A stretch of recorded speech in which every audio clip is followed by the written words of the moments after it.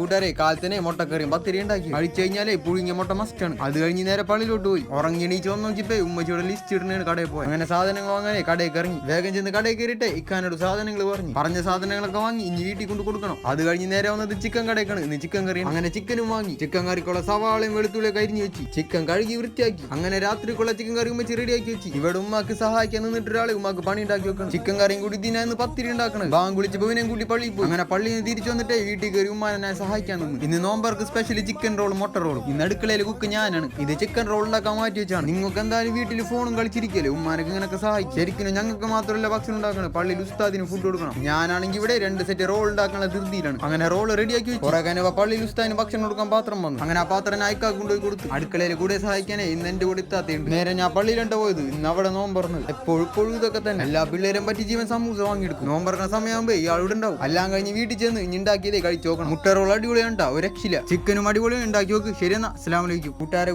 പോണതിന് മുമ്പേ ആ ലൈക്കും സബ്സ്ക്രൈബും ചെയ്തിട്ട് പോണോട്ടാ, മറക്കരുതിട്ടാ.